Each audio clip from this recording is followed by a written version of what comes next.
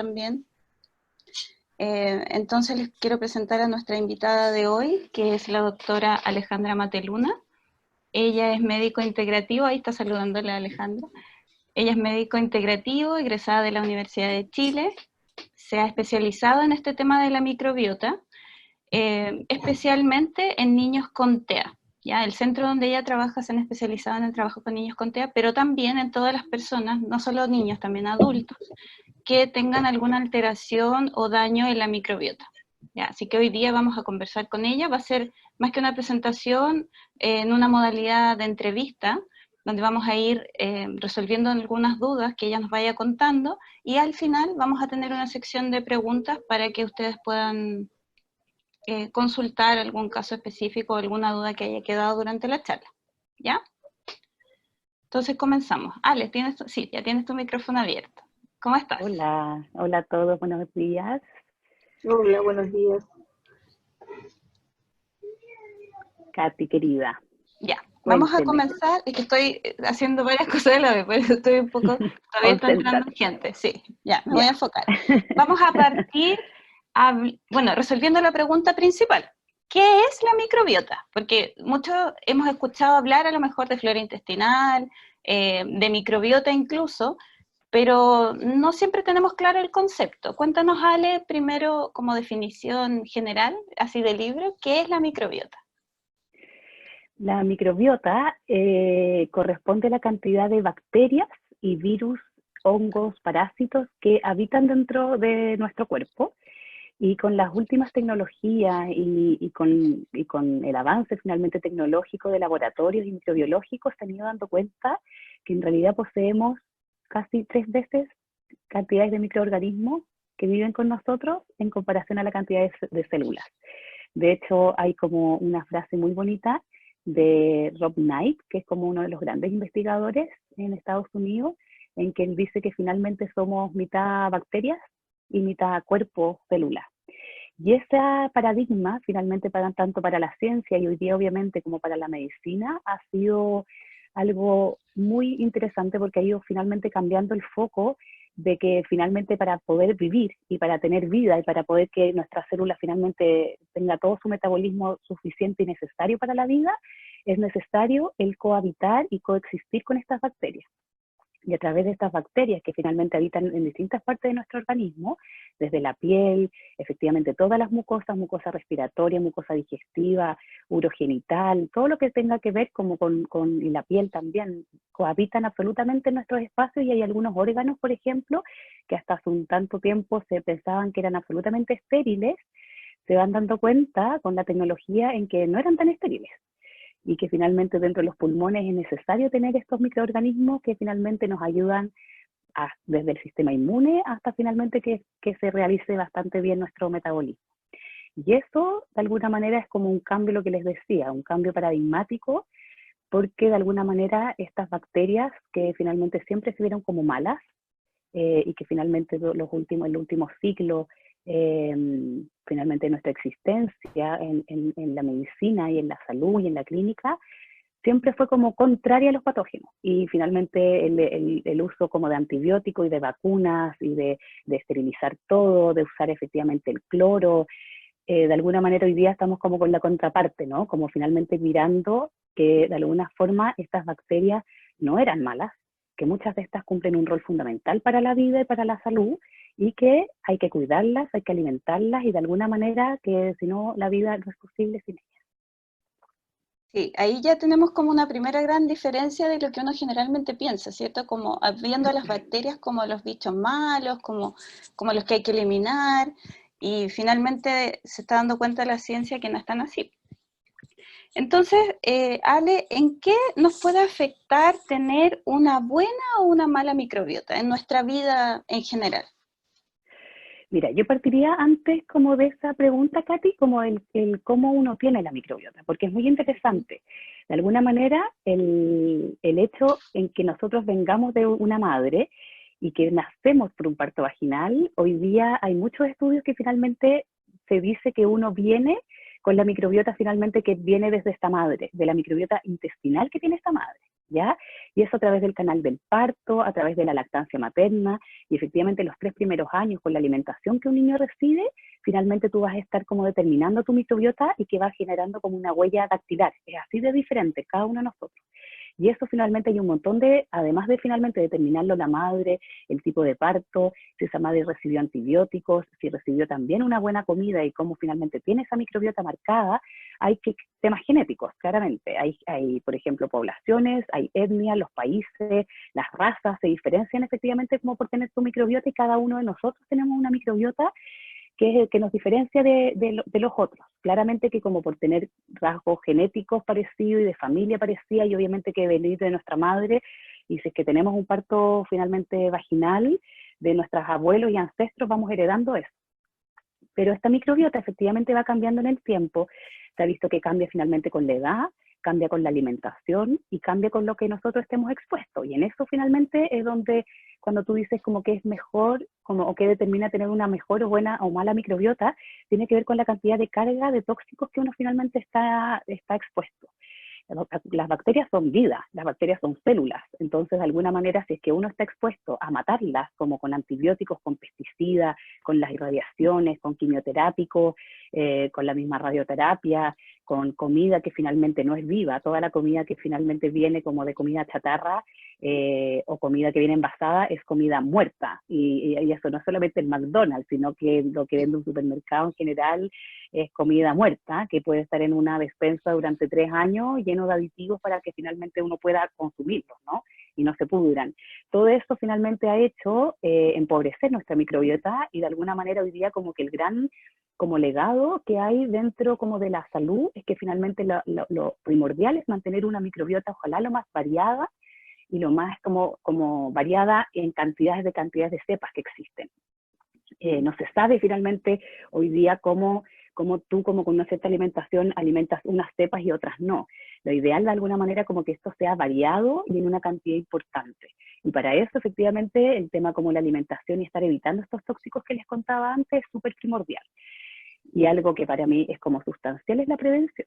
O sea, esto parte de mucho desde esta madre, obviamente que el padre va a participar y de alguna manera el rol de este padre, más allá de la genética, todavía no está 100% claro, pero algo que se ve mucho es que efectivamente en niños que heredan una mala microbiota y que nosotros tenemos la opción y lo hacemos en las consultas de estudiar estas microbiotas, se ve como de alguna manera como uno comparte finalmente estos bichos. Y es bastante como razonable pensarlo así.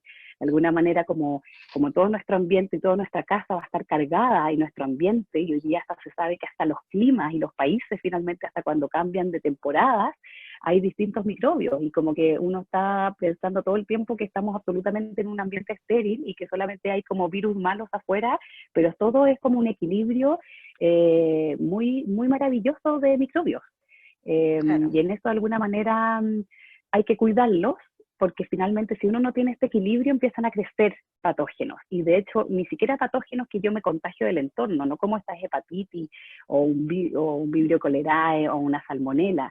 No solamente me voy a ser más expuesto a efectivamente enfermarme de estos patógenos, sino que de alguna manera también cuando yo empiezo con un desequilibrio interno de esta microbiota, tengo un montón de virus y parásitos y hongos que conviven con esta microbiota, pero que de alguna manera si empiezo a bajar los buenos, estos que tienen como potencialmente como posibilidades de generar más daño y de más inflamación, empiezan a sobrecrecer.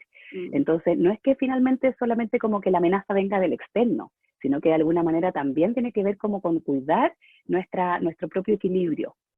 Claro. Oye, Ale, tú mencionaste que una de las formas en que uno obtiene su microbiota es a través del parto de la madre, ¿cierto? ¿Qué pasa a los niños que tienen cesárea, que nacen por cesárea, perdón? Mira, se ha visto distintas cosas, que los niños que tienen antecedentes de nacer por cesárea generan una cantidad de bichos bastante distintos a los que nacen por parto vaginal, ¿ya? No es que necesariamente los bichos que generan son patógenos, eso es súper diferente y como que de alguna manera tal vez para algunos puede ser más claro o tal vez por eso algo la distinción, si es que hay gente que se dedique como a la salud o médico, es que no es necesariamente como dentro de nuestra microbiota se generen patógenos de por sí. Los patógenos en general siempre finalmente van a generar una enfermedad, pero generan desequilibrio interno, ¿ya? Entonces, de alguna manera lo que se ha ido viendo es que en los niños que nacen por cesárea generan una cantidad y tienen una microbiota bastante diferente a los niños que nacen por parto vaginal, que hay cepas que se pierden, ¿ya? Y de alguna manera ahí se ha ido viendo que la lactancia materna en estas guaguitas que nacieron por parto de cesárea es súper importante y fundamental, porque a través de la lactancia materna, y que obviamente que idealmente que dure más allá de 6 meses, 3 meses por lo menos, finalmente tú logras también ir reparando y de alguna manera ir equilibrando para seguir traspasando finalmente estos microorganismos que tienen un rol benéfico. Y a la vez se ha ido viendo que los niños que nacen por cesárea tienen un montón de factores de riesgo para un cierto tipo de enfermedades, y estas están súper vinculadas al tema de alergia, al tema de asma, a tener antecedentes finalmente ya en la vida adulta de ciertas patologías. Y eso es lo que finalmente hoy día se está como tratando de relacionar. De alguna manera, si es que yo tengo esta mala microbiota, o qué microbios finalmente puedo lograr finalmente tal vez como descompensarme dentro de mi misma microbiota, y se pueden ir asociando a distintas patologías.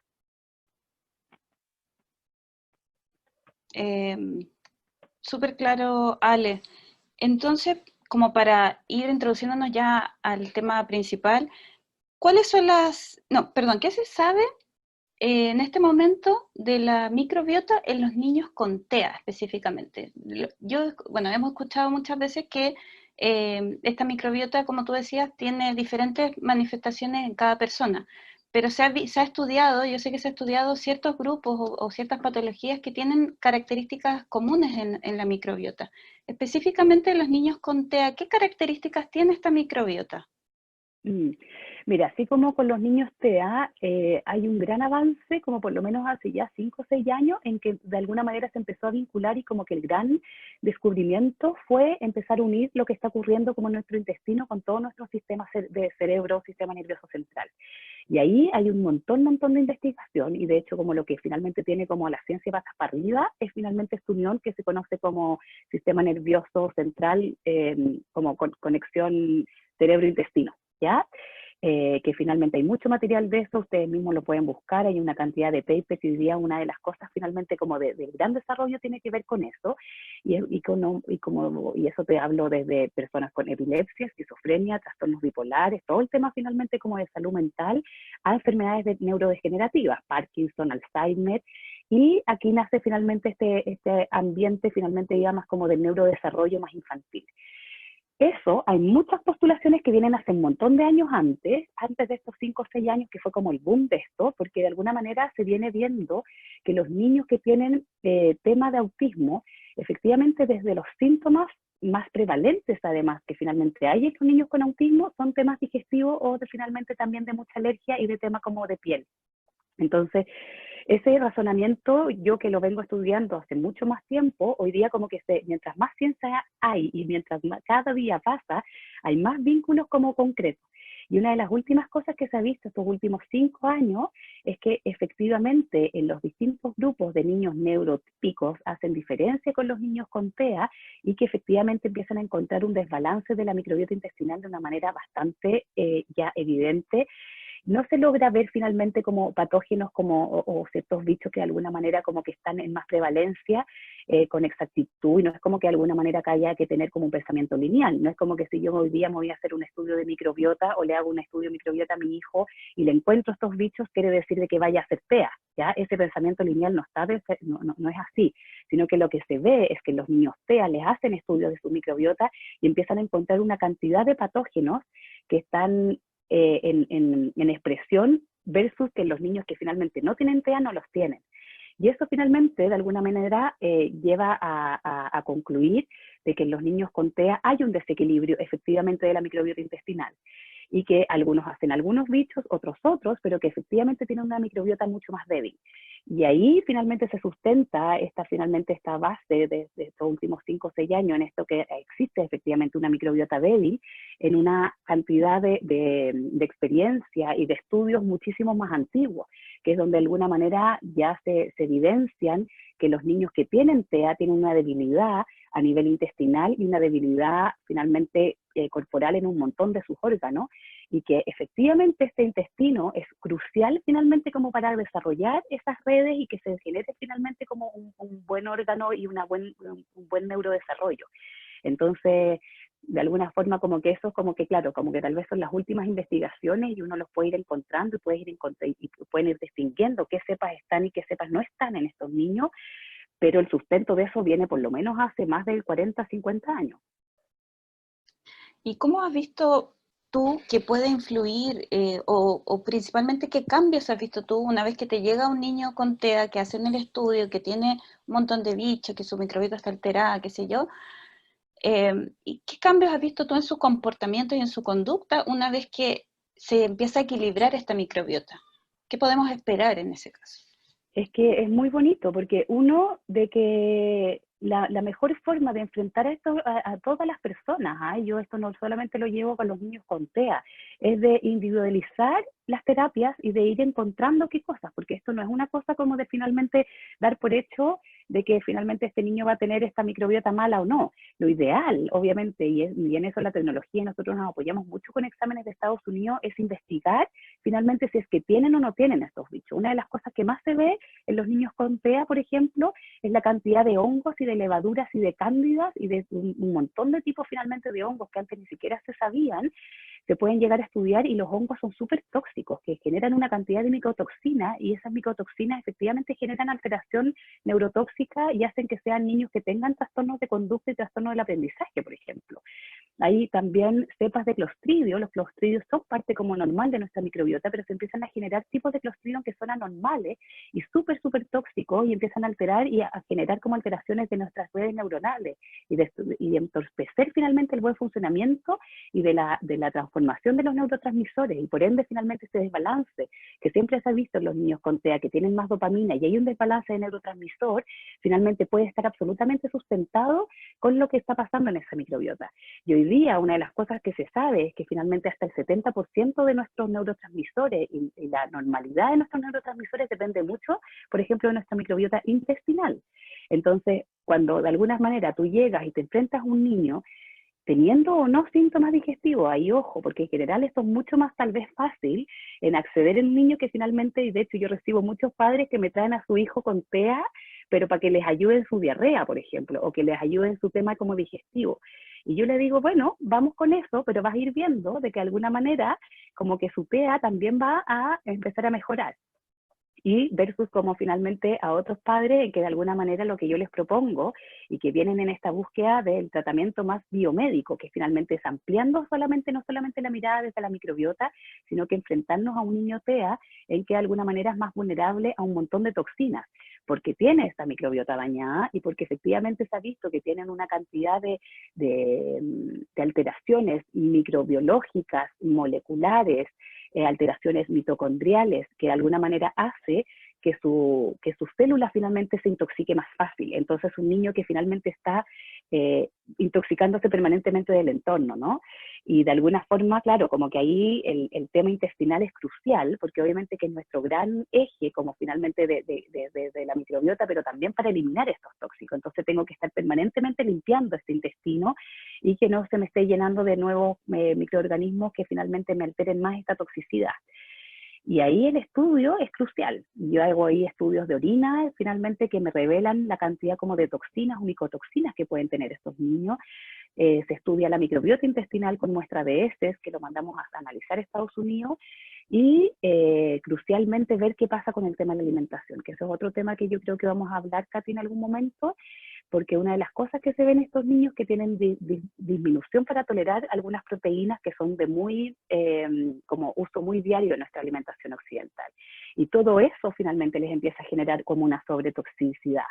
Y tú empiezas a limpiar finalmente esas toxinas o empiezas a mejorar esta microbiota, pero no es solamente llegar y darle un probiótico, sino que tengo que sacar esos bichos que de alguna manera me están generando toxinas, tengo que cambiar esta alimentación, tengo que cuidar como su entorno, tengo que darles un montón de vitaminas para echar a andar finalmente estos mecanismos moleculares que tienen de por sí disminuidos, y en eso tú vas viendo que efectivamente el niño en un rápido andar, si finalmente ustedes que son profesionales y trabajan con niños ustedes mismos saben y se dan cuenta que la plasticidad cerebral de los niños es una maravilla, y en eso efectivamente muy rápidamente, en un mes, al sacarle un alimento o al sacarle un bicho después de un tratamiento antifúngico, tú vas viendo que el niño se concentra más, está más atento, logra como tener más concentración en sus terapias, está más tranquilo, duerme mejor, y de alguna manera como que tú les vas quitando como irritantes a este niño. Muchas veces finalmente yo les digo a los papás, mira, como cuando trato como de entender a un niño cómo vive con su TEA y por qué finalmente se desconecta, por qué se desconcentra, por qué le molestan los ruidos, por qué le molestan la luz,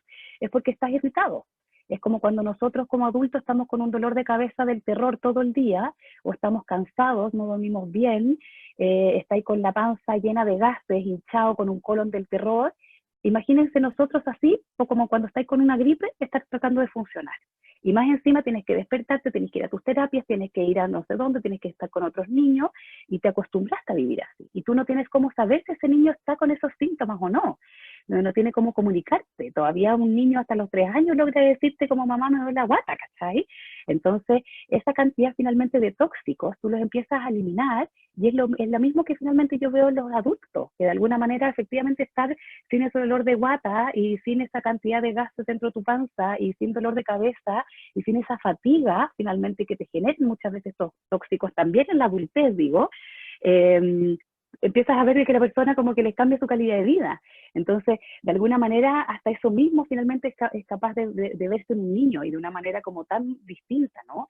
Y ahí vas viendo, y obviamente que esto es como, no existe jamás, y lo que yo no quiero como dejar en evidencia para nada es que esto sea como una pildorita mágica, ¿eh? Es súper complejo y es multifactorial, y ahí dependen mucho finalmente de las terapeutas, de la fono, de lo que está ocurriendo a nivel psicológico, en las casas, los papás, tipos de problemas. O sea, bueno, ahí ustedes como finalmente profesionales me imagino que me entenderán, hay un montón de cosas que finalmente pueden afectar. Y eso es una también de las cosas que se ha visto con el TEA, en que finalmente que son multicausales.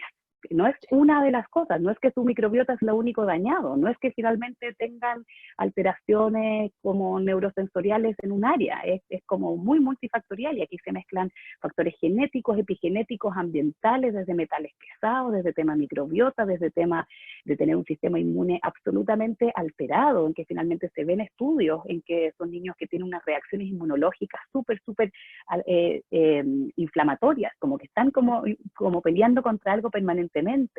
Tienen una cantidad de disminución, por ejemplo, de los antioxidantes naturales. Nosotros, finalmente, todos ustedes estamos produciendo día y noche antioxidantes para estar eliminando la cantidad de toxinas que nos entra hasta por vivir acá mismo en Santiago, y se ha visto que estos niños con TEA tienen una disminución de su capacidad antioxidante también. Entonces, todo eso finalmente va a perjudicar, y mientras finalmente desde este aspecto finalmente como más biomédico que te digo, biomédico significa finalmente abordar todos estos parámetros, tú tienes que ir distinguiendo qué cosas hay en un niño. Hay niños que tienen metales pesados, me toca mucho ver metales pesados en sectores, yo veo muchos niños de distintas partes de Chile, y es muy fuerte ver que los niños que vienen de Copiapó, de Antofagasta, de todas estas regiones donde de alguna manera hay mucha minería y carga de metales, y que no es solamente estar viviendo con la contaminación de hidrocarburos de los autos, están con una cantidad de metales pesados que se les hace en el examen de pelo horroroso. A diferencia tal vez de otros niños que tienen más como carga efectivamente como más alimentario, y hay otros que de alguna manera te das cuenta de que tienen una cantidad de patógenos o de estos bichos que les digo, les cuento, que generan muchas toxinas, y hay otros que son puro hongo, y hay otros que tienen que ver como con más bacterias o con parásitos también, y ahí bueno, es la gama, y hay que ir individualizando cada paciente. Sí, lo hemos visto, yo soy testigo de esos cambios que se generan por la alimentación en varios de los pacientes que atendemos en Casa Quinta, y cómo estos, como dices tú, tal cual, en semanas, incluso en la primera semana que empiezan a sacar alimentos, uno ya ve como terapeuta un cambio, y ya al mes tú ves un niño completamente diferente, se van estereotipias, se va esa cara de angustia, de ansiedad, porque tú ves en el niño, ¿cierto?, esta permanente sensación de malestar, se transmite, tú lo puedes ver como terapeuta, que es un niño que no está bien, que está con estas estereotipias, que está mirando, ¿cierto?, moviéndose todo el rato, y que de alguna forma te logra transmitir, aunque no pueda hablar, que no lo está pasando bien. Y se ve el cambio una vez que se inicia este proceso de desintoxicación. En general, ¿qué otras patologías has visto tú, Alejandra, que tengan también estudios respecto a microbiota? Hablo, por ejemplo, de trastorno de déficit atencional con hiperactividad, de epilepsia, de trastornos de aprendizaje, incluso trastornos de lenguaje.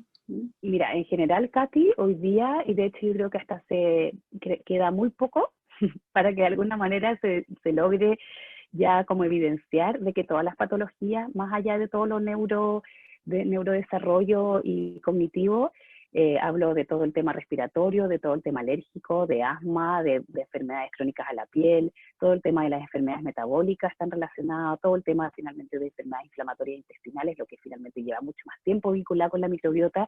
Y aquí como que de alguna manera, como que la invitación, que de alguna forma yo creo que nosotros, como recibimos una educación finalmente en salud, tendemos a pensar en algo muy lineal, ¿no? En que de alguna manera es como y que muchas veces las investigaciones también son así. Digo, se estudian finalmente pacientes con TEA, que tienen que tener ciertas características, les estudian su microbiota, aparecen ciertos bichos, y los comparan finalmente con pacientes neurotípicos, ¿no? Y de alguna manera empiezan a tal vez pensar de que este bicho que apareció finalmente de forma más frecuente, entonces está relacionado sí o sí con el TEA. Y esa finalmente, esa forma como causal, creo que de alguna manera nos limita y nos reduce, porque de alguna manera todas las personas somos hipercomplejas y un paciente epiléptico puede tener la misma cantidad finalmente de alteraciones microbiológicas o también moleculares y estas alteraciones como de toxicidad que estaba hablando antes en un niño TEA, pero finalmente la vamos a manifestar diferente. Y eso en un paciente adulto también lo podemos ver en un paciente diabético o que ha tenido 2 infartos cardíacos a los 50 años, ¿no?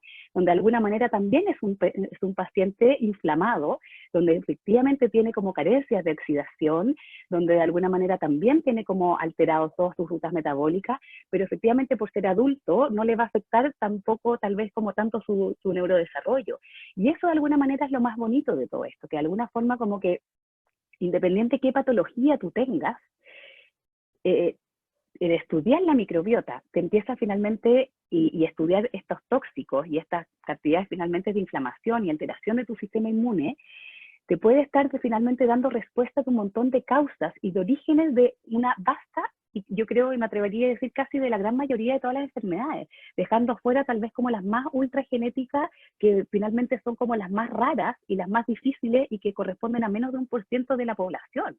Pero todo el resto de las patologías, finalmente sobre todo las crónicas, digo, del niño que se enferma de una otitis permanentemente, el niño que está con sinusitis, los adultos que estamos siempre como con dolores de guata permanentemente, un colon irritable tal vez sencillamente, o gente que empieza con la insulina resistencia y después empieza con la hipertensión, empiezan a subir los colesteroles, después a los 50 años un infarto, después un derrame cerebral. Esa persona finalmente también va en este vivir, en este mal vivir, ¿no? Como finalmente lleno de toxinas, también vas acumulando eso. Lo que pasa es que estos niños vienen con una vulnerabilidad genética que los hace mucho más vulnerables y estamos en una etapa de nuestra generación finalmente como mundial con una cantidad de tóxicos que no hemos convivido nunca antes. Y es ahí donde finalmente se empieza a echar como un poco más la culpa a que todos estos factores nos han ido alterando como nuestra genética y alterando efectivamente como nuestro microambiente. Si nuestro microambiente viene desde que se junta nuestro espermio, un espermio con un óvulo, y si finalmente eso ya tiene un mal microambiente, todo ese microambiente uterino que va a recibir, y una de las cosas que se ha visto como los estudios de las placentas y los cordones umbilicales, la cantidad de toxinas que finalmente se encuentran en esos cordones umbilicales, una cosa muy fuerte. Y nosotros como generación, habiendo sido generaciones que nos alimentamos de una alimentación altamente industrializada, con una cantidad finalmente de contaminantes ambientales, anda a saber tú toda la cantidad, y en eso hay harto estudio también de todo lo que nos afecta, tal vez estas mismas redes Wi-Fi y los Bluetooth y todo eso, efectivamente somos seres eléctricos, somos seres con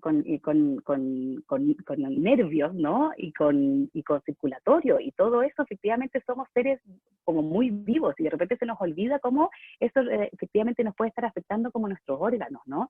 Y todas estas patologías que hoy día se ve, y de la cantidad de aumento de la incidencia de los niños TEA, de los déficits atencional, más allá que de alguna manera tal vez hoy día tenemos más parámetros para compararlos, o tal vez como que nos fijamos más, hay un montón de patologías que han ido como en un alza, en que efectivamente se habla como de la epidemia del autismo, porque hasta hace 20 años atrás eran 1 cada 60 y hoy día es 1 cada 15 ya, y se piensa que finalmente hasta en 5 años más va a haber uno cada 10. Entonces, eso de alguna forma, claro, como que no se puede ser genético y no se explica por genética. Y es una de las cosas que finalmente está visto. Esto no es genético, no es solamente genético. Esto hay factores epigenéticos que efectivamente vienen del entorno que alteran efectivamente nuestra producción y nuestra expresión de genes. Y eso para mí es como que este mismo pensamiento que se ve para el autismo, yo como que lo prolongo a todas las enfermedades, Katy, respondiendo a tu pregunta. O sea, y un paciente con cáncer y la cantidad de cáncer, la cantidad de enfermedades, la cantidad de enfermedades autoinmunes que se ven en la gente joven es horroroso. Yo que finalmente estoy expuesta y como médico veo mucho como de estas enfermedades, porque de alguna manera no tienen mucha en la medicina tal vez más normal y tradicional, son tratamientos a largo plazo con corticoides, y a mí me llega mucha gente que no quiere tomar corticoides a los 20 años, cosa que me parece como una muy buena decisión, pero lo que hay que ir buscando en ese paciente también de 20 años es qué cosa te está inflamando, ¿no? Entonces todo este mismo razonamiento que yo les cuento es aplicable finalmente para todo el tema de salud, y creo que eso es una gran ventaja, porque somos seres como mucho más complejo, y que finalmente lo importante es ir encontrando la causa y el origen de lo que nos genera como este síntoma. Y cada uno de nosotros vamos desarrollando síntomas diferentes, dependiendo ahí también de nuestra genética y cuáles como nuestros órganos más vulnerables. Claro. Sí, pues, y cuando uno empieza a investigar, eso es lo que a uno le apasiona de este tema de la microbiota, porque cuando uno empieza a investigar se da cuenta de que todo está relacionado con la microbiota prácticamente. Como dices tú, la mayoría de las enfermedades podría tener una base aquí. Entonces, por ahí también la importancia de una buena alimentación. Tengo dos cosas que me gustaría que resolviéramos ahora. Una son las señales de alarma. Como padres, ¿cuándo podemos detectar que hay un problema y cuándo tenemos que parar la antenita y decir, parece que mi hijo podría estar teniendo alguna dificultad en su microbiota? Si es que los hay, porque también sé que a veces hay gente que no muestra mayor síntoma. Y también cómo la alimentación afecta a nuestra microbiota. Como padres también tenemos una alta responsabilidad ahí en la alimentación que nosotros entregamos a nuestros hijos. A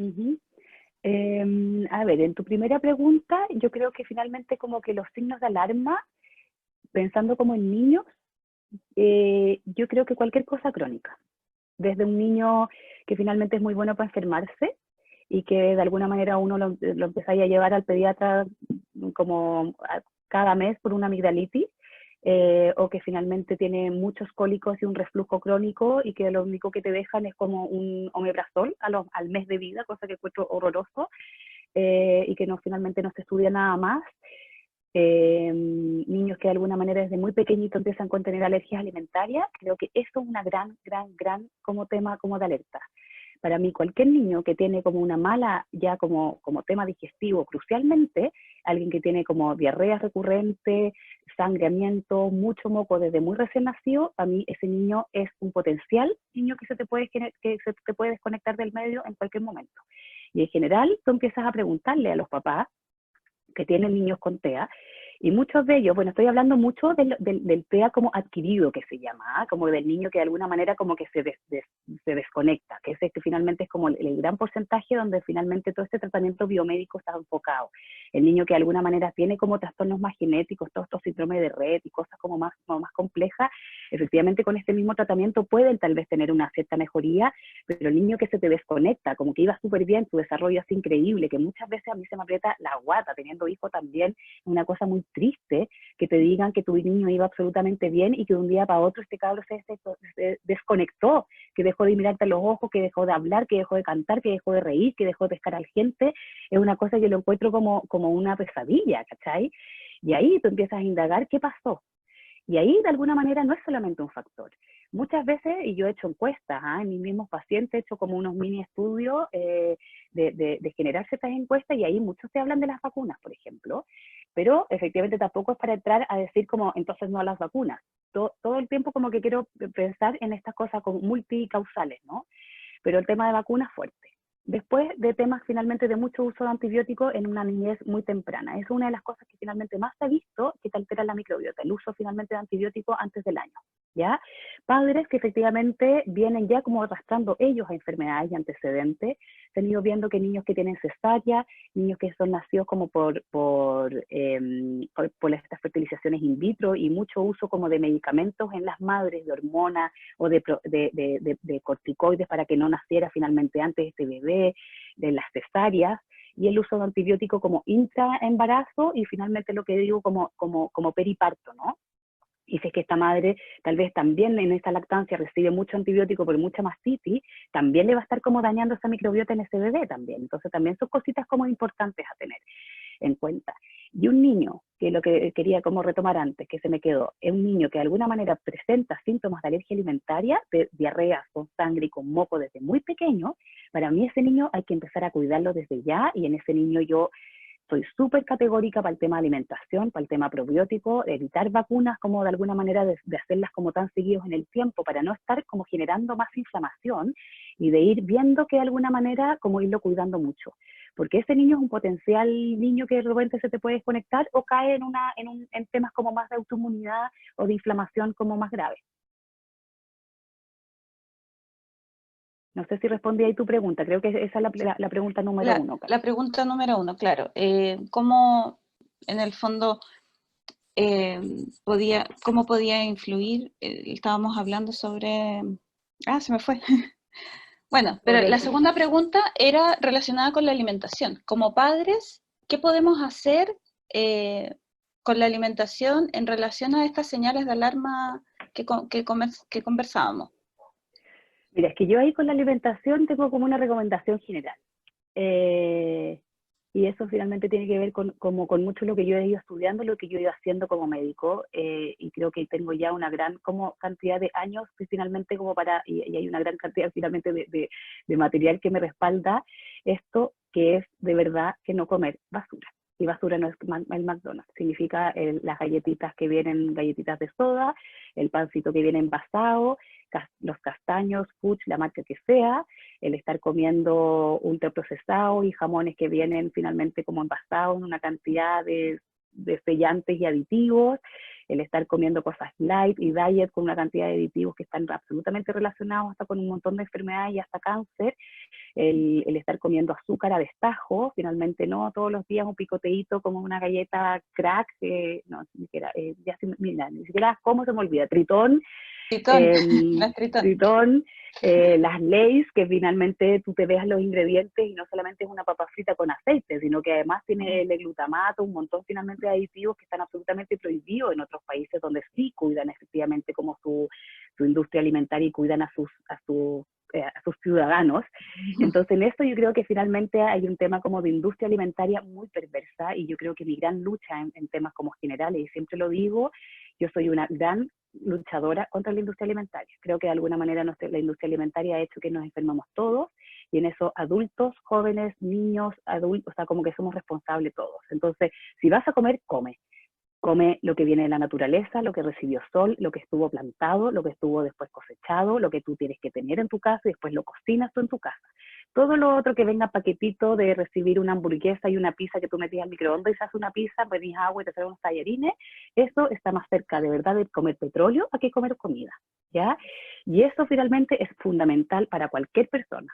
Desde un recién nacido hasta un viejito que se va a morir la próxima semana, da lo mismo, ¿cachai? O sea, como que eso para mí es como una recomendación general, y sobre todo para el tema finalmente como de neurodesarrollo infantil. Creo que hay una gran política que uno podría hacer como finalmente de cambio, es de educar a la madre sobre todo, porque de alguna manera es tal vez la que más como que se ve que le heredamos a nuestros hijos esto, pero efectivamente el padre también. Esa inflamación que finalmente puede como ocurrir en ese padre, también de alguna manera se puede estar como alterando en ese embrión que se empieza a gestar. Y ahí es comer sano, empezar como ojalá antes de uno tener hijos, ojalá como un año antes estar comiendo bien, no estar comiendo anilina, ni cantidades de azúcar, y estar comiendo comida. Y lo que les digo, la comida se echa a perder si uno no se la come, se llena de hongo, si uno no la prepara, ultra dura y no se puede consumir, y uno, te guste o no, hay que cocinarla, y para eso tenemos cocinas, y es como volver a lo que se vivía antes, y las abuelas nuestras, Katy, no comían las tonteras que se comen hoy día. ¿cachai? La La Bonnie, vienesa ¿te con el acuerdas puré en que, caja. que la Bonnie Leclerc decía, o bueno, que ella decía esa frase a propósito de otra persona que decía esa frase, que uno no debería comer nada que tu Mm, bisabuela no hubiera comido? Entonces, claro, básicamente es todo lo que está en el supermercado. sí. Yo en el supermercado recomiendo que la gente compre con suerte el confort y la toalla nova, y como la cosa así como de utilidad para lavar la loza, y como el pasillo de las carnes, y que como que ahí elegir carnes como chilenas y no marinadas, y no, no agrosuper ni super pollo con llenos de aditivos y colorantes, que el pollo va a ser más rico con estas capas como de orégano que les ponen, no sé, como unas cosas así que inventan de los caldos Maggi, partiendo por el caldo Maggi y todo el tema como light diet, margarina para no engordar, la sucralosa para que no se quede, todas esas cosas son veneno. Sí. Entonces, yo creo que eso es como finalmente básico. Después, cuando ya nos enfrentamos a alguien enfermo, Katy, es súper diferente. Porque alguien enfermo, el tipo de alimentación que va a necesitar va a depender mucho de cómo esté su microbiota, qué tiene, qué no tiene, y que de alguna manera, qué relación finalmente hay con algunas proteínas que te decía yo como más fuerte. El vínculo que hay con la caseína, que es la proteína de la leche de la vaca, caseína, no cafeína, es lo mismo pero sin F y con una S. La caseína, que es la proteína de la leche, les podría también hablar durante 1 hora y media y les podría mostrar una cantidad de información, pero heavy, que hay con respecto a la caseína. La proteína de la leche, que de alguna manera como que nos enseñaron a que había que consumirla como mínimo 4 porciones al día en un niño, se ha ido viendo que la leche, la proteína de leche de vaca es muy inflamatoria. Sobre todo si es que tú tienes un tracto digestivo como finalmente débil, y tú no sabes si tu guagua recién nacida tiene un tracto digestivo débil, ¿cachai? Entonces, como que yo no soy de las que recomiendo que empecemos a darle leches como de otro mamífero, más encima ultra inflamatorio como la vaca, y más encima que finalmente la ultra procesan, hacen un montón como de cosas finalmente esa pobre vaca, de llenarlas de hormonas, llenarlas de antibióticos, y después te lo ponen en un tarro, como junto con unas omegas y minerales y cuestiones como de vitaminas, como de muy baja calidad, porque efectivamente las vitaminas son caras, entonces para que Nestlé tenga como una buena leche, jamás va a ser una leche de tarro de la mejor calidad del mundo. Y que empezar a dárselo así como relleno a un recién nacido puede ser efectivamente como una bomba de tiempo, si tú no sabes con qué genética y con qué con vulnerabilidad viene ese recién nacido. Entonces, yo creo que como que ahí las prevenciones como que son lo más importante, y de ir después como que ya cuando hay una enfermedad y más síntomas, estudiar qué pasa con este paciente, cuál es la alimentación que yo necesito. Yo lo más probable es que necesito una alimentación muy distinta a ti, Katy, aunque tengamos tal vez los mismos síntomas. Por ejemplo, que nos hinchemos como globos, llenas de gases. La alimentación que tal vez yo necesito para mejorarme de mi colon es súper distinta a la tuya. Y eso finalmente se puede estudiar, se puede pedir exámenes efectivamente de intolerancias alimentarias, tengo que ver qué pasa con mis bacterias, tengo que ver qué pasa con mis hongos, qué pasa con mi cantidad como de bacterias positivas que debería tener para que de alguna manera se digiera mejor este alimento. Y eso es lo interesante, que hoy día se puede hacer. Son caros, es tecnología que no es barata, ni aquí ni en Estados Unidos, pero de alguna manera es como la gran prevención que uno puede también estar haciendo como en salud, y eso va a ser mucho más barato que estar tomando metrazol el resto de tu vida, o estar con un estipiquez que está ahí como con un dolor que te hace como perder, no sé, posibilidad de ir a trabajar, no sé, 1 vez a la semana, ¿cachai? Sí. Entonces, como que en eso es como que ahí yo hablo mucho como de hacer una inversión que a la larga finalmente termina abaratándote en un montón de otros costos, y de estar llevando una calidad de vida, y en eso, Katy, como que tú, yo creo que tú y la gente que como que conocemos en común de estar trabajando en este mismo como área, es una maravilla sentirse con energía, andar bien, no andar enfermo, andar sin jaqueca, andar con tu guata bien y no andar llena de peos, ni gases, ni molesta, que se te vaya la rosácea, que se te vaya el acné, que tengáis energía exquisita para estar en el día, andar menos irritable, no sé, ¿no? Como que hay Oye, tanto como ganancia. es que sí, es demasiado. Y no solo en eso, porque claro, uno tiende a pensar que, como decías tú, que la microbiota es solo tema digestivo, pero la verdad es que no es así, po. La microbiota también tiene mucha relación, por ejemplo, con la salud mental, con la depresión, con la ansiedad. ¿Cuánta gente, cuántos que hemos vivido, hemos pasado por esos procesos, ¿cierto? De trastornos de ansiedad, de depresión, que lo hemos pasado mal y que finalmente nunca nadie nos dijo que una de las razones, como tú dices, todas las enfermedades son multifactoriales, pero una de las causas principales podría haber estado ahí en la microbiota. Y porque de alguna manera también como que si tú te consumes todos estos productos están absolutamente nulos de nutrientes también, po. Sí. Y de alguna manera todos nuestros neurotransmisores vienen de aminoácidos que vienen sí o sí de comida real, ¿cachai? No viene de lo que finalmente te está produciendo la Nestlé detrás. Entonces, como que finalmente el alimento en sí mismo puede cumplir un montón de roles. Si lo que pasa es que efectivamente con niños TEA o otros niños o como otras patologías como más severas, tú ahí tienes que hacer como finalmente un hilado fino, ¿no? Y ahí, claro, hay hartas como dietas, y yo me imagino que ustedes finalmente manejan o que les llegan muchos niños y hay mucha información también en internet y muchos papás que empiezan como con estas búsquedas y por lo menos las dos como proteínas más nocivas para el tema finalmente como TEA y tema como neurodesarrollo y que también enfermedades neurodegenerativas, ya como en pacientes más viejitos con el Parkinson y el Alzheimer, tiene que ver con la caseína, que es la proteína de la leche y el gluten. Entonces, ahí como que, no sé, muchos papás a mí me llegan ya habiendo sacado gluten, lácteos y azúcar de sus hijos, el niño que tiene déficit atencional que me preguntaba ya antes, el niño que tiene hiperactividad, o sea, lo primero que yo pregunto es que si es que ese niño se come 8 lácteos al día y todos llenos de azúcares, y en general se dice que sí, y que es adicto a las tallarines, adicto a la leche, y es adicto al azúcar y que no para de comer azúcar, y eso finalmente está hiper archi como visto, si lo que pasa es que hoy día como que de alguna manera como para que un doctor como que lo meta como sí o sí en su consulta, necesita que finalmente esto esté como comprobado como por una cantidad de números de pacientes tan alto que de alguna manera como que hasta que no digan como en realidad se estudiaron 2 millones de personas y 2 millones de niños que comían azúcar y eran déficit atencional y como encontrar esta causalidad que les digo, hasta no encontrar eso, efectivamente te dicen es que no está comprobado que si es que dejan de comer azúcar como que les afecta. Pero haz la prueba tú en tu casa, o sea, todos nosotros mismos como adultos que somos, empezáis a comer bien y tenéis otra cantidad de energía y empezáis a comer mal y andáis como enfermo lleno de gripe, ¿cachai? Entonces, como que eso mismo en tu hijo, que más encima está en una cantidad, o sea, en un periodo como de crecimiento, donde se producen una cantidad de procesos tan importantes que tú tienes que cuidar tanto, que para mí, de verdad, que un niño, ojalá que antes de los 2 años no haya probado azúcar refinada, y que su comida sea todos los días, ojalá preparada en su casa, que consuma productos finalmente como de alta calidad, que se cocine comida, alimentación como básica. Yo creo que eso es como una gran prevención, pero niños como finalmente más, vuelvo a decir, niños como con más enfermedades o otras patologías, hay que empezar como a hilar fino. Claro. Sí, una de las cosas que a mí me impacta mucho es ver la típica colación que llevan los niños al colegio. El jugo con stevia y azucralosa y no sé qué más, y el paquete de galletas. Es la colación casi universal de los niños del jardín infantil y es una bomba de azúcar. Y lo otro que me llama mucho la atención es la cantidad de personas que reclama, como decías tú, por los costos de una alimentación saludable. Efectivamente, una alimentación saludable es mucho más cara, más del doble, a veces el triple o 4 veces una alimentación regular, como el paquete de fideo del supermercado que vale, no sé, 400 pesos, versus una, no sé, plato de quinoa, ponte tú.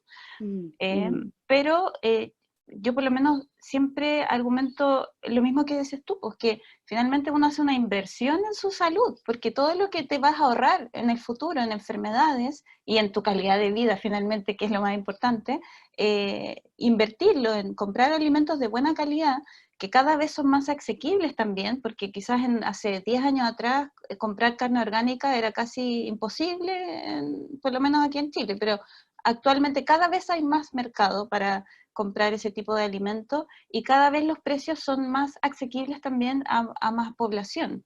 Pero me preocupa un poco cuando una persona de verdad de escasos recursos me plantea esta interrogante. ¿Qué sugerirías tú en este caso cuando de verdad los recursos son escasos? Si uno piensa en Chile hay muchas personas que ganan 300 lucas y que viven con eso. ¿Cómo podemos costear en ese caso una buena alimentación saludable? Sí, pues algo súper difícil, Katy, porque obviamente que 300.000 pesos finalmente como que es vivir en una situación bastante indigna para lo caro que está este país. De alguna manera, yo creo que como que hay que conectarse con lo que éramos chilenos antes, y de la cantidad como finalmente como de riqueza rural, y de la cantidad como de espacio como culinario que hay. No significa estar comiendo quinoa y estar trayendo mijo y estar como comiendo necesariamente como sin gluten, salvo que de alguna manera haya que hacerlo. Pero de alguna manera cosas sin gluten que son súper baratas, el tema, por ejemplo, bueno, no tan baratas, pero de alguna manera tal vez más asequibles y por lo menos súper rendidoras y en términos de nutrientes son muy altos, es el tema de las legumbres, por ejemplo. Ya el arroz mismo, las papas, el zapallo, todas las verduras y todas las frutas.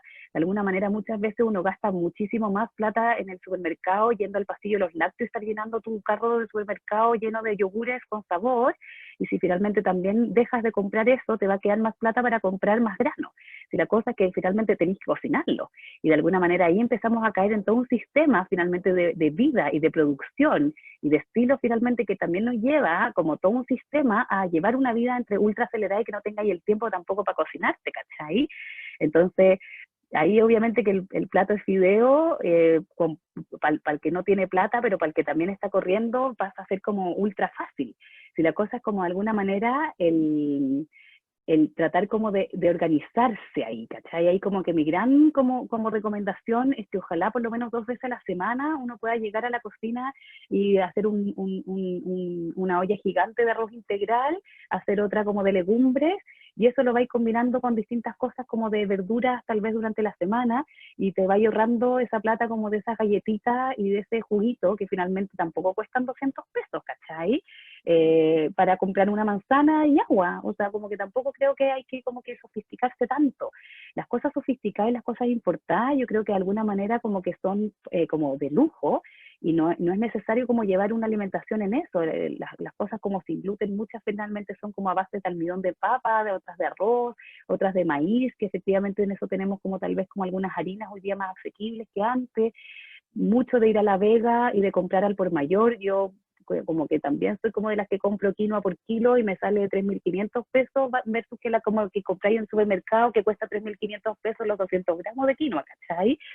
Entonces, en eso yo creo como que también, como ir buscando como algunas cosas, y que en Chile hay, y los piñones en el sur, y por un tema como de las araucarias, están así pero botados y nadie los consume, ¿cachai?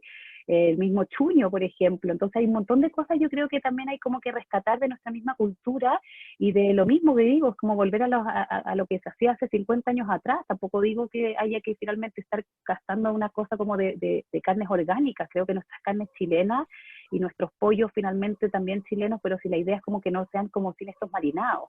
Con eso ya finalmente hay un nivel mucho más superior en términos de nutrientes. El mismo jurel, por ejemplo, que el jurel de alguna manera ha sido como súper mal mirado, y toda la gente comprando un atún que está lleno de mercurio, absolutamente tóxico, que finalmente ustedes se pueden meter, pero hasta por lo menos la CDC en Estados Unidos prohíbe y recomienda que de alguna manera las embarazadas coman atún por la cantidad de mercurio que tiene, porque es el pescado más grande y que se va comiendo tanta cadena finalmente, desde pescados chicos, medianos y todo, y que finalmente es tan gigante que vive no sé cuántos años en el mar, y la cantidad de concentración de mercurio que tiene como por el mar contaminado es gigante, versus que nuestro jurel, que cuesta como la mitad de precio, tiene mucho más omega y tiene mucho más nutrientes, tiene mucho más vitamina D que otros, ¿cachai? Claro. El salmón, por ejemplo, la misma pescada, la pescada típica, la merluza chilena, también es un súper buen pescado. Entonces también creo que hay una cosa como media como cultural, como de no apreciar como nuestras mismas como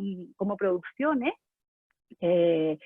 que creo que hay de las algas, por ejemplo, el tema como los cochayuyos y eso. Entonces no sé, creo que hay una cosa como de también de darle una vuelta, ¿no? Y de como educación también, Ale, de educación, porque muchas veces, como dices tú, es cultural, pero también hay mucha gente que no sabe, por ejemplo, que el atún es tóxico, que no sabe de repente, no sé, que comprar, no sé, yo uso un criterio que a mí me sirvió mucho, pues yo en un tiempo también me alimentaba muy mal, y me di cuenta que en el súper gastaba, no sé, 200 lucas, 150 lucas, y en la feria gastaba 10 lucas a la semana. Ahí uno cacha que definitivamente está mal. Yo siento que las ferias son claves, sobre todo si hablamos de personas con recursos limitados, de comprar ahí la mayor cantidad de cosas, y no la verdura o la fruta como elite tampoco, sino la que sea de temporada, que es la más barata. Y tú traías el Y si carro, puedes tienes, traer un carro lleno de feria por no sé, por 15 lucas, 20 lucas, y eliminar casi esta plata del supermercado y concentrar principalmente tus recursos en comprar verduras en la feria. Lo más barato, digo. absolutamente, sí, sí, Ale, ¿te tinca que pasemos a las preguntas? Ya hay varias preguntas en el súper, chat. ya. Vamos a ir por orden. Primera pregunta, dice, buen día. Gabriela Silva pregunta, entonces todos los que nacen por cesárea pero tuvieron lactancia materna prolongada, ¿están protegidos porque igualmente reciben a través de la lactancia los microorganismos que tiene la madre en su intestino o no? Es que de nuevo, como que creo que nada te puede ser como tan categórico, eso va a depender también de qué tipo de lactancia recibiste, y ahí me toca mucho finalmente como ver casos, por ejemplo, de mamás que tienen sus hijos con alergias alimentarias, habiendo tenido parto vaginal, leche materna, pero tú empiezas a indagar en la vida de la mamá llena de acné, de granos, que se le caía el pelo, sin energía, con enfermedades de tiroides, o con insulina resistencia, con una diabetes pregestacional, y como que finalmente empiezas a indagar en ella y vas viendo que de alguna manera ella también puede estar muy inflamada, entonces finalmente si su microbiota no está sana, tampoco vas a generar una mejor leche. Entonces eso fue un poquito lo que yo como que enfrento en mi día a día, pero de alguna manera como si finalmente tuviera que recomendar, es que efectivamente como si tu hijo nació por cesárea, idealmente como fomentar aún más la lactancia materna porque tienes más chance, pero efectivamente lo que hay que ver es que ojalá esa madre sea sana también. Y de alguna manera ahí viene como esta pregunta, ¿y qué es ser sano? ¿Es no tener cáncer? ¿Es no tener insulina resistencia? Porque, porque hay que es sano o que no es sano, ¿no? Índice de masa corporal, no, el ser sano para mí, por ejemplo, sería como mucho más exigente. El ser sano es tener una rica energía, que tu piel esté sana, que no se te caiga el pelo, que te crezcan bien las uñas, que tu guate funcione bien, que vayas bien al baño, que no estés llena de pedos todos los días, que no estés llena de flatulencia, no sé, ¿no? Y que como que andes bien de ánimo, como más parejito, no esa cosa como irritable, nervioso, que con dificultad para dormir, que con la piel horrible, lleno de acné, o que se te caen las uñas, o se te cae el pelo, con la guata hinchada, que tenés que estar desabrochándote el pantalón a cada rato. Eso para mí ya no es un paciente sano, por ejemplo. Y de algo, entonces de ahí como que tú dices, chuta, es que parece que entonces estamos toda la población enferma, po, porque estar sufriendo con jaqueque, con colon irritable, estamos todos igual. Y ahí es donde como que uno dice, ah, chuta, a ver, entonces, ¿qué pasa, no? Como cómo nos enfrentamos a este paciente que supuestamente es sano porque no ha sido diagnosticado tal vez de una enfermedad, pero tal vez si seguimos así, en 10 años más, sí va a empezar a ser diagnosticado con un montón de otras enfermedades. Sí. Entonces, como que ahí es como la respuesta, ¿no? Como obviamente si nació por cesárea, ojalá como leche materna, pero antes que finalmente de todo eso, uno como persona empezar finalmente a preocuparse como de su estado de salud antes. Sí. Otra pregunta, dice Paz. Buen día. ¿Niños sin TEA también se estudia su microbiota? Puede ser que se asocie a TEA, pero en realidad sea que se le estudia más a ellos. No entendí muy bien la pregunta, pero entiendo que en general se refiere a que si los niños con TEA también, o sea, sin TEA, perdón, también se puede estudiar su microbiota. Es que todos nos podemos estudiar la microbiota. Estudiar la microbiota es una muestra de deposiciones que finalmente se analizan un montón de cepas benéficas, que son como las que finalmente se han visto que cumplen un rol absolutamente beneficiario en nuestra salud, que finalmente bajan inflamación, que luchan contra como ciertos patógenos y todo. Se estudia finalmente los grupos comensales, que son estos oportunistas que les contaba yo, que muchas veces de esto como si es que se desequilibran, No, estos que son más estoy escuchando a la malos pueden señora. empezar a crecer. Hay alguien ahí que activa un micrófono. Hay otros finalmente que empiezan a generar como más patógenos. Entonces todas las personas no se pueden estudiar la microbiota, niños sanos, hijos sanos sin TEA y pacientes con TEA, y nosotros adultos también. Hay señales, ¿cierto?, que nos pueden indicar, como decías tú, un simple colon irritable, que supuestamente es porque uno está nervioso solamente, ya es una señal para estudiarse la microbiota. Otra pregunta. Y cualquier enfermedad crónica, encuentro, Claro. cualquier síntoma crónica, desde una jaqueca crónica hasta como de llenarse de aftas dentro de la lengua todos los meses, no es normal. Álvaro Cuénteme esta pregunta, pregunta. ¿Qué pasa con este intestino que está dañado o que puede tener una microbiota alterada? ¿Es posible generar cambios de hábitos referidos con la alimentación, entre otras cosas, que puedan ayudar a recuperar este intestino dañado? Sí, se plantean varias como alimentaciones, pero yo creo que finalmente cuando ya hay una inflamación intestinal, la dieta en general no es más allá del 50%. O sea, te ayuda muchísimo, pero yo creo que es solamente una patita a la mesa, ¿ya? Y es lo que yo finalmente veo con los niños con TEA. Hay muchos papás que llegan a como, o dicen como, yo hice la dieta sin gluten y sin lácteo y no me funcionó. Pero es que no es solo eso, ¿cachai? Son multifactores. Lo mismo finalmente pasa en los adultos y con ir generando hábitos. Y ahí finalmente como que el hábito va a ir dependiendo de cómo esté también esa microbiota y cómo toleras tú ese tipo de alimentación. En general, como que yo soy como de la misma postura que decía antes, como de comer natural y comer bien, finalmente de cosas que digo que no son productos, pero y ahí como que generar como ese cambio de hábito, pero ya como cuando hay como más patologías y más inflamación o autoinmunidad y enfermedades inflamatorias y todo, ahí como que se tiene que personalizar mucho esa alimentación y ese tipo de tratamiento, mucho más complejo. Súper. ¿Cómo puedo cocinar postres saludables? ¿Con qué reemplazo el azúcar que no sea veneno?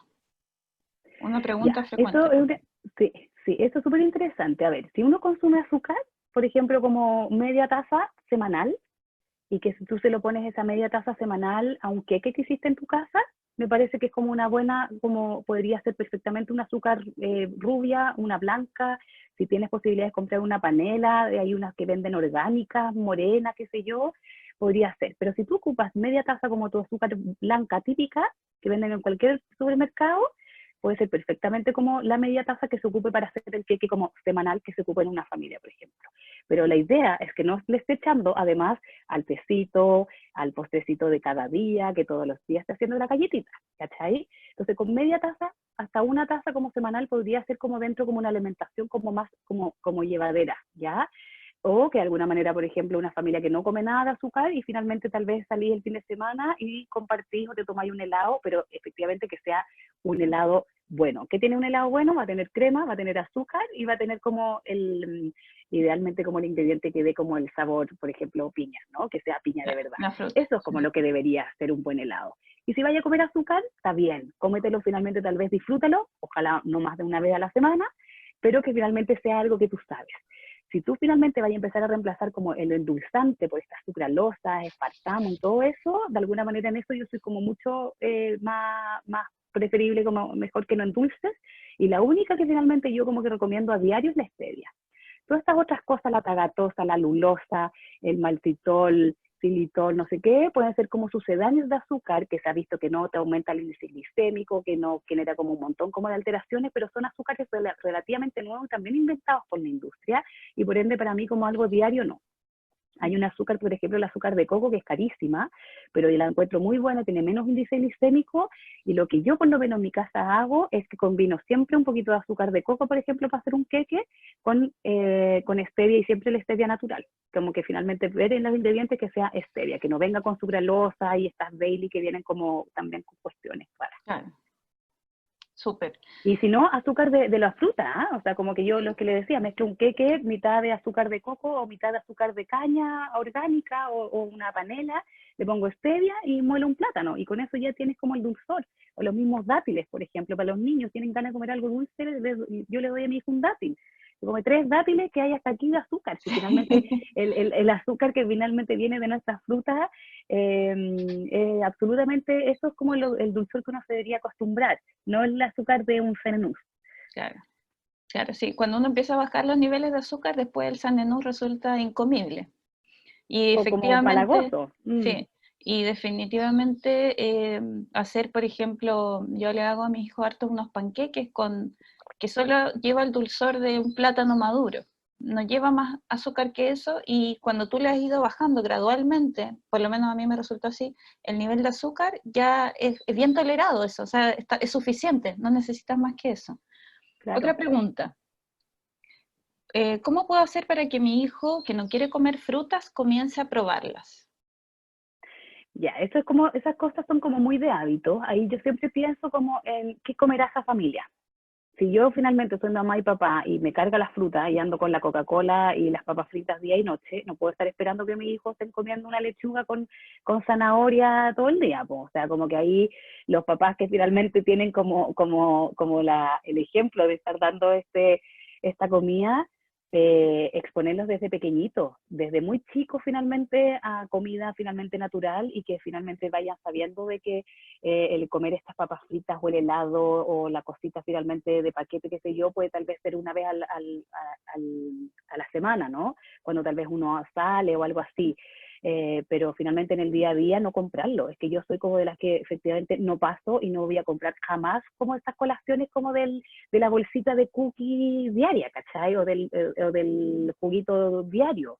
Creo que finalmente es innecesario y de a poco con los niños finalmente la alimentación lo ideal es como hacerla como una manera como lo más natural posible y para el niño lo natural es lo que tiene en su casa y lo que ve finalmente comiendo los papás.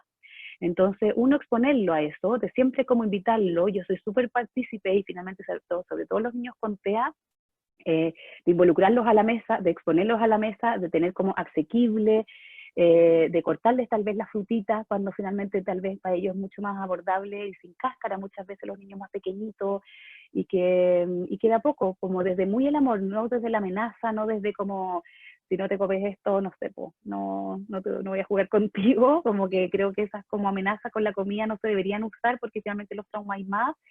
Y ahí hay todo un tema que yo creo que ustedes van a saber más que yo de los temas como sensoriales, que eso es un tema heavy con niños TEA y no niños tan TEA, que tienen un tema como muy fuerte como con las texturas, pues entonces Claro.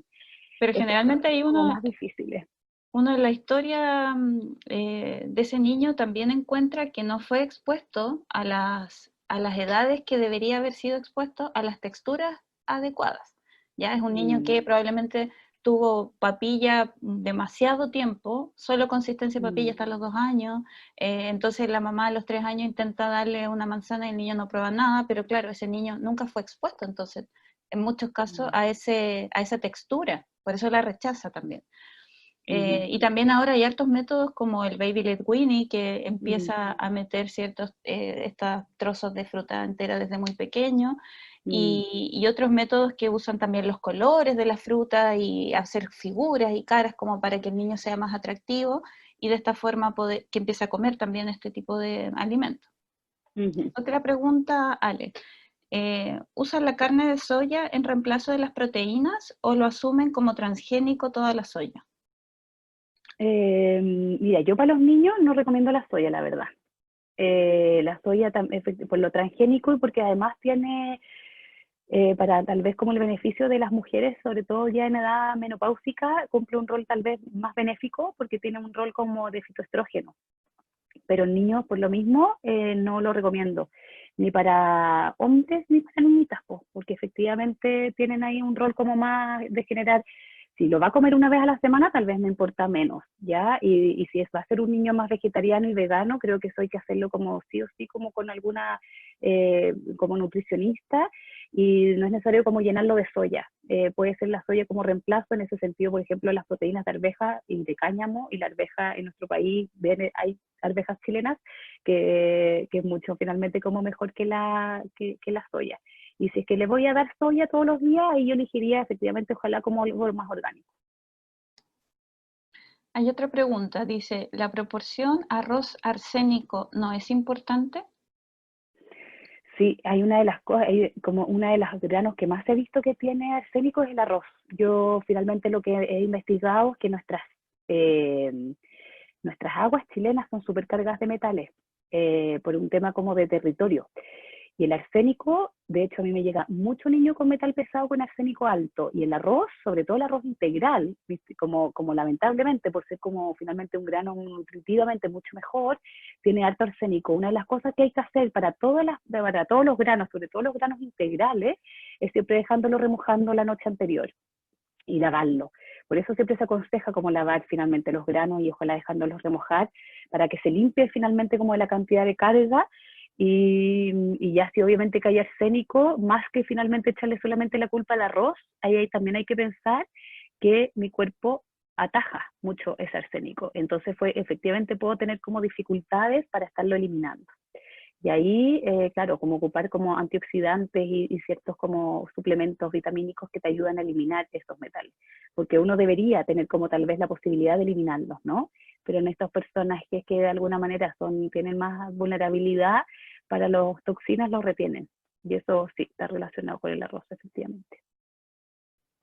Aquí Lorena hace un comentario más bien, dice que hay que cuidar el consumo de pescado porque al menos en Coquimbo, donde ella vive, el nivel de contaminación de mariscos y pescados es impresionante por las heces derramadas en el mar. Hay que ver la procedencia. Sí, es cierto. ¿Sí? Otra persona, Graciela, pregunta, ¿cómo equilibrar la microbiota de un niño TEA que no recibe alimentación, que solo consume Pediasure? Es que ese niño habría que estudiarlo, absolutamente. No es como para una recomendación así como general, para nada. El Pediasure finalmente es un combinado de azúcares y aminoácidos y grasas que para rinocerol finalmente uno no es la mejor ingreso como de nutrientes. Y habría que estudiarlo, pero no es como para hacer una recomendación general, lo siento. Sí, aparte que no sé si será la misma persona que me habló alguna vez, pero sí, hay que ver ese caso ya más puntual. Sí. Francisca pregunta, respecto a la pregunta de la cesárea, muchas de las bacterias que se transmiten en el parto normal son bacterias vaginales, así que algunos doctores dicen que sería beneficioso pasar al bebé por la zona vaginal de la madre para que tenga contacto con esas bacterias. Se había escuchado también eso que lo hacían en otros países, pero más que pasar al bebé por la zona vaginal, sacar secreciones vaginales y pasárselas al bebé por la boca y los ojos y nariz cuando nacía. Escuché alguna vez eso. Sí, son como recomendaciones muy como de dulas y matronas y han habido como recomendaciones así, pero sabéis que lo curioso es que como que todavía igual se ve que la flora vaginal finalmente efectivamente tiene unas cepas y una cantidad como de lactobacilo que finalmente no son las que uno va a heredar. Entonces más bien tiene que ver con la microbiota intestinal que tiene la madre, finalmente la que va a determinar. Entonces se está como por medio poniendo como en duda, sí, y de hecho como que no se ha podido finalmente evidenciar bien si ponen dos estos como que se decían como tampones, como hacer un tampón como de gasa intravaginal y después como efectivamente como darle como pasar como este tampón con esta secreción vaginal en el bebé si tiene algún beneficio. Eso está en duda. Perfecto, sigamos. Dice otra pregunta, ¿el azúcar de coco sirve para postres o para usar en yogur casero? ¿Los espesantes, como por ejemplo el agar-agar, es sano? Sí, el azúcar de coco sirve. Yo lo ocupo hasta como para hacer cabritas y queda súper rico y como para hacer como más almíbar, así como poner así unas manzanitas con azúcar de coco quedan súper ricas, así que lo recomiendo. Y el agar-agar es súper bueno, es bastante natural como espesante. Ya. Otra pregunta de Rodrigo. Dice, muy interesante saber que puede haber TEA innato y también TEA adquirido por factores que influyen en la microbiota como la alimentación y el medio ambiente. ¿Qué leche se recomienda comprar y consumir para sustituir la lactancia materna? A ver, eso va a depender mucho de la edad, porque un niño ya mayor de 1 año puede tolerar un montón de cosas, pero los niños que son menores de 1 año tienen que ser formulaciones en que finalmente sea del mamífero que sea, de burra, de cabra o de oveja, en general se hacen como formulaciones para que no sea como tanta la carga. Hay distintas leches, está la leche humana que finalmente viene importada, que de alguna manera hacen un proceso, una marca finalmente creo que es alemana. Yo soy mucho más partícipe, por ejemplo, de la leche de cabra, pero tendría que ser como formulaciones en menores de 1 año, o sobre todo menores de 6 meses, porque la cabra finalmente es mucho más parecida a la caseína, su estructura a la humana, y lo mismo pasa con la leche de oveja. Todas estas igual son en general como importadas, las que son como formulaciones. Y si no, de alguna manera, como que si uno va a probar una leche como de formulación de vaca, yo partiría siempre como con algún niño, como en general como con estas que son más hidrolizadas, ¿ya? O las parcialmente hidrolizadas, por lo menos, como para ir viendo la tolerancia, ir observando. Puede ser que ese niño no le pase nada al tomar esa leche, y eso finalmente hay que irlo observando, pero si empiezan a cambiar mucho sus deposiciones, se empieza a poner estítico, empieza a dormir peor, se empieza a llenar de gases, ahí como que sí pensar que efectivamente la leche no le está haciendo bien. No existe, Ale, me acuerdo que hace un tiempo, varios años atrás, leí que se estaba formulando un banco de leche materna Mm, para niños que tuvieran alguna dificultad. ¿No existe actualmente ese banco?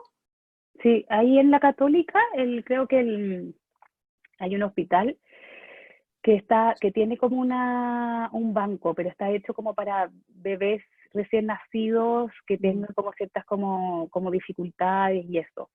En otros países sí, y a mí hasta madres me han contado que hasta como que hay unas como unas juntas como por Facebook de mamás que se pasan leche. Eso como que, claro, para tal vez alguien que está como muy como por el tema, ahí no tengo idea y no sé finalmente que finalmente también son otros problemas, porque obviamente que a través de la leche materna no pasa todo. Sí, Entonces, virus y hepatitis B y SIDA y todo, hasta entonces como que yo creo que ahí, no sé, como que no lo recomendaría hay que abiertamente. controlarlo un poquito más. Tendría que ser más como por Sí, banco, ¿cachai? Pero sí. aquí como que lo que hace la Católica, este hospital Elizotero del Río, lo hace como para bebés como con ciertos problemas. Lo que se ha visto que finalmente como recibir leche materna y el calostro, finalmente los primeros días tiene una cantidad de factores inmunes súper protectores. Mm.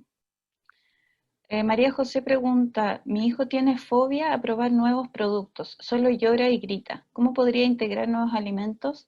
Cuando pequeño comía de todo y de un día para otro solo quería comer fideos y papa. Ayuda, por Eh, favor. eh, sí, es que con esos pacientes así, claro, como que ellos más bien tiendo a pensar de que están, cuando uno está lleno de hongos o de bichos, esos bichos finalmente para querer vivir empiezan finalmente a buscar los alimentos que los ayudan a sobrevivir. Y en eso, en general, como que los azúcares y los almidones como de rápida absorción, como es la papa, el arroz blanco y los tallarines, hacen crecer mucho los hongos y es muy frecuente encontrar niños que tienen TEA o algún trastorno general del desarrollo que tienen como obsesión con dos alimentos, tallarín, azúcar y leche. Entonces, yo ahí sospecho mucho tema como de hongos o de ciertos, como de estos bichos que les vengo contando, y los estudio, y muchas veces de repente como por cierta clínica, me oriento de inmediato y digo, bueno, sácale la leche, o primero sácale la papa, o primero sácale el trigo, y anda de a poco, y de alguna manera eso empieza a hacer bajar finalmente la cantidad de carga de este microorganismo, y después el niño empieza a recuperarlo. Y hay una fase no fácil, o sea, los papás en eso hacen una cantidad de pega y aguantan mucho, de repente hasta como un niño que no quiere comer durante un día entero, pero al día siguiente, por hambre y por ganas de comer, empieza como a comer otras cosas también. Y en eso, claro, hay distintas como técnicas, pues desde papás que efectivamente se aguantan ser como bien severos y hay otros en que finalmente hay que irlos acompañando más de a poquito también y muy verlo como caso a caso. Pero como niños que son muy selectivos para puro como tema de hidrato de carbono, ahí yo sospecho siempre tema de hongo, de candida. O sea, sería recomendable que se hiciera algún estudio más específico también. Además, sí, claro.